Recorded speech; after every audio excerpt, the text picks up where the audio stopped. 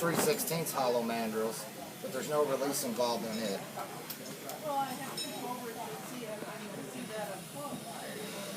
Now, this we're going to run pretty much your normal flame. But since I'm doing it, I'm going to run my normal flame. Alright. I'm just used to working in boiling a hot flame. Alright.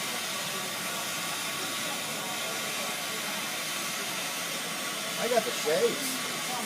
Chocolate. Alright. Man, I really got the shades.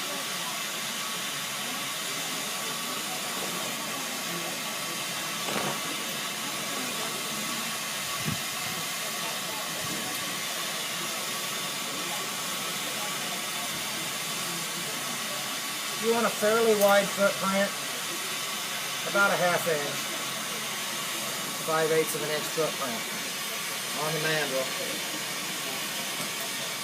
Go ahead and square it up now, get it looking halfway decent. It's going to be hidden, but it's different than my mandrel, or my marker. It's going to be hidden, but there's no sense not having a nice flat one. Alright. Rod stays in the flame. Rod stays in the flame. Mandrel stays out. We're going to go one stripe right on the end. And then we're just going to coil right over it. Left hand on me, or it'd be the right hand on you. It's moving away from my body. The right hand is moving toward my body. I'm turning both the rod and the mandrel at the same time. If you coil on top of or to the outside of the coil you just laid down, the circle will get bigger. If you coil to the inside, the circle will get smaller. A little bit of insurance heat. Especially for me, I'm not a mandrel person.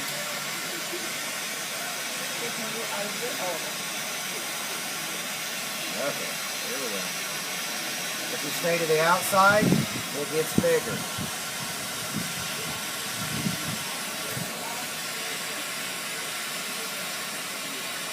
I like to put 2 or 3 stripes on it, then flash some insurance heat. Even though it's boro, and it'll take it better, the mandrel won't take it any better. You'll still get mandrel release. You're trying to depend on that ½ inch of mandrel release to hold this entire weight and the twist. Not exactly a good thing. That's why I use this color too. It's self-striking.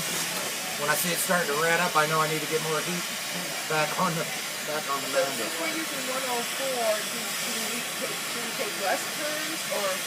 2 turns is pretty much 2 turns works for most everybody I've ever seen do it.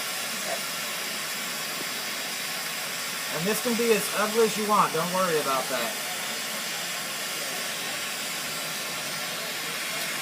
If for whatever reason you do like I just did, and you get it a little bit narrow before you want to, just heat the whole face of it. Use a tool to just pull it back out a little bit so that it doesn't seal off before you want it to. So you can just pull, reach in and just pull the edge back out to a bigger size. I just started coiling back over before I wanted it to, so.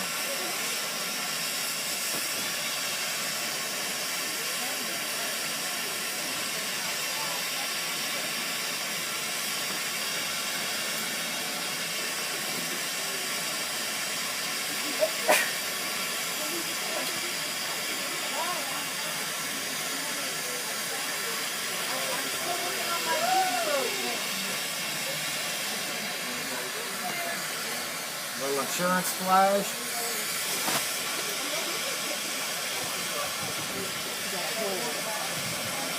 Yeah, I'll check it in a minute.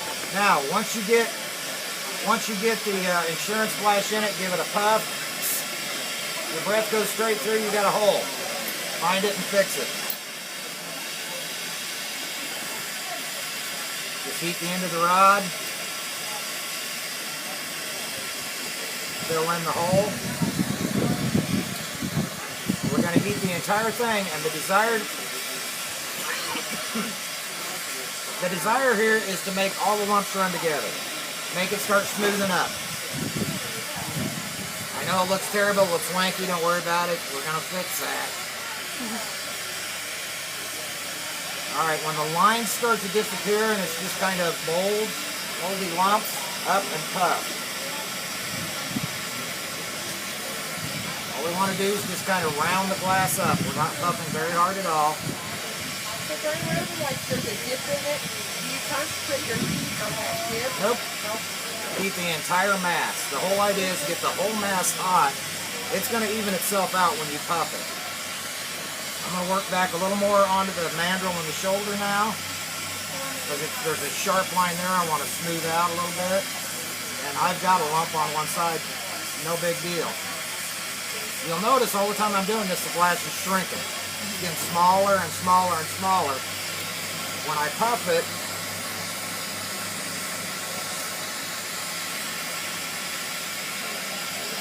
those walls even out to a more even thickness. I'll work just the shoulder area mostly, most of the heat right at the mandrel, the edge of the mandrel. And this one's going to be a little small. I didn't quite put enough glass on it, but it all works the same. I'm going to now right to the middle of the flame so that every part of it is hot. A little heat back on the mandrel. Right in the middle. Up. Pause, pause, puff.